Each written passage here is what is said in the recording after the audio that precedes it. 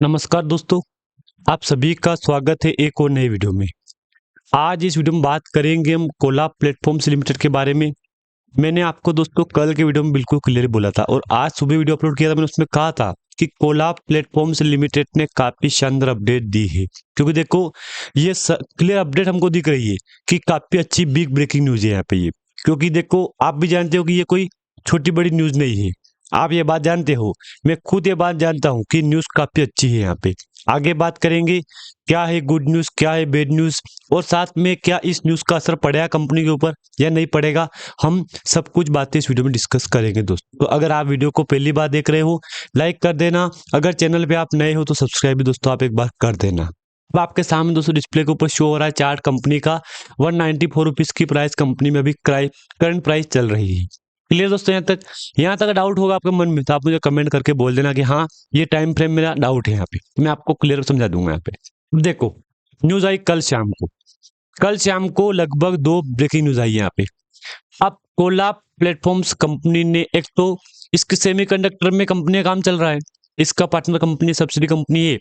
अब एक और कंपनी मतलब इसने क्लियर बोला है कि हमने एआई में कदम रख दिया है। अब एआई, आप एआई का ट्रेंड समझते हो, आप खुद एआई का यूज कर रहे हो, क्योंकि आप कहीं ना कहीं आप भी एआई का यूज हर मतलब मैं बोलूँ नॉर्मल तो आपको मतलब पूरे दिन में 5-10 बार तो एआई का यूज करते हो आप यहाँ पे। तो अब एआई की डिमांड कितनी बढ़ रही है, आप खुद क्लियर समझ सकते हो कि एआई की डिमांड कितनी बढ़ रही है। बढ़ती डिमांड, दोस्तों बात समझना आप यहाँ पे, बढ़ती डिमांड इस बात का संकेत है कि अब ओला प्लेटफॉर्म्स लिमिटेड ने काफी अच्छी खबर हमको सुना दी है। काफी अच्छी खबर हमको दी है कंपनी ने। मुझे जहां तक लग रहा है कि इस खबर के दम पे कंपनी में कुछ बड़ा होने वाला है। अब बड़ा होने का मतलब मेरा ये नहीं है कि कंपनी में रेगुलर बेस पे कामकाज चलेगा, क्योंकि देखो कंपनी अभी ईएसएम में चल रही है। तो ईएसएम को आप ये पॉइंट मत समझना कि ईएसएम से, अभी ईएसएम है कंपनी तो कंपनी के ऊपर एआई में कदम रखा तो ईएसएम बाहर निकल जाएगी। नहीं दोस्तों, जो इसका टाइम फ्रेम है ना उससे पहले कंपनी बाहर नहीं निकलेगी, ये बात भी आप समझ जाना। जो भी इसका टाइम फ्रेम है, लाइक जैसे कि 1 month, 2 month, 3 month, 4 month, 5 month, example बोल रहा हूं मैं, जो भी इसका टाइम फ्रेम है ना उससे पहले कंपनी बाहर नहीं निकलेगी, समझ जाना आप यहाँ पे। और हाँ, मैंने आपको ऑलरेडी बोल रखा है कि ईएसएम से जब भी बाहर निकलेगी ना कंपनी, मैं आपको अलग से सेपरेट वीडियो बना के दे दूंगा मैं आपको कि यार चलो ये खबर थी इसके ऊपर और एआई अपने ईएसएम से बाहर निकल गई है।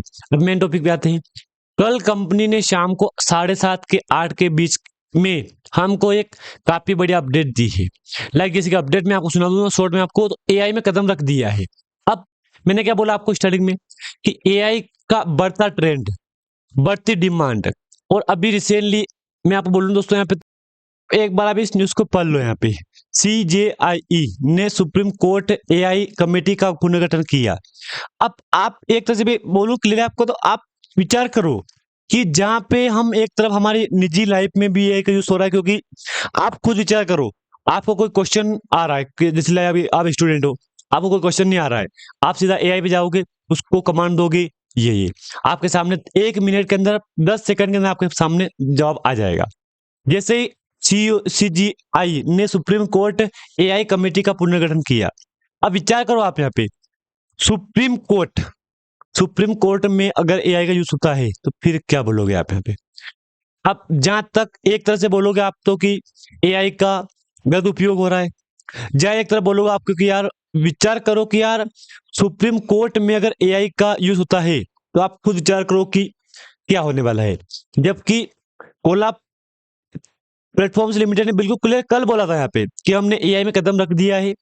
तो अब विचार करो आप यहाँ पे, जहां पे सुप्रीम कोर्ट में एआई का यूज होता है, आप एक बार के लिए विचार करो, मैं आपको न्यूज पूरी पढ़ के सुना दूंगा यहाँ पे, तो आपका डाउट आधे क्लियर हो जाएंगे। यहाँ पे भारत के मुख्य न्यायाधीश सूर्यकांत ने बुधवार को न्यायपालिका में एआई टूल्स को अपनाने, विकसित करने और लागू करने से संबंधित पहलों की देखरेख के लिए सुप्रीम कोर्ट की आर्टिफिशियल इंटेलिजेंस कमेटी का पुनर्गठन किया है।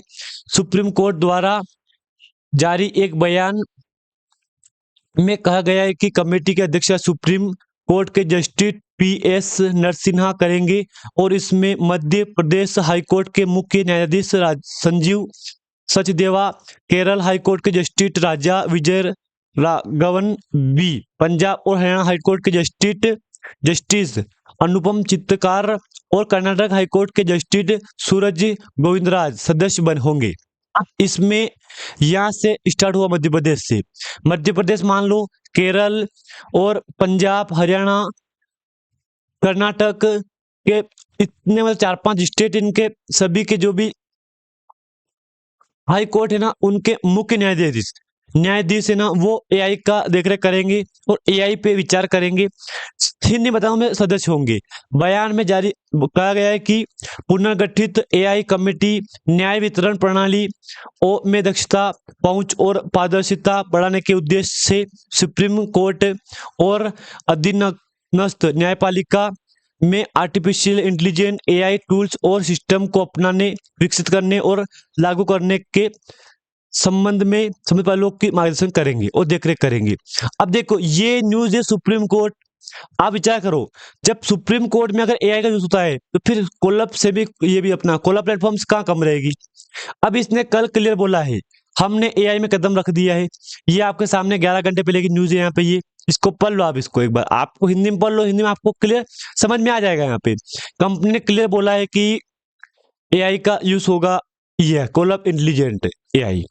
अब विचार करो, कंपनी खुद ने बोला है कि हमने एआई सेक्टर कदम रख दिया है।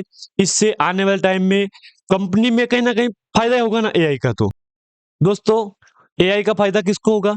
हमको होगा। जैसे कि लगे इन्वेस्टर को होगा, कंपनी को होगा तो इन्वेस्टर को। सिंपल बात है, क्लियर बात है।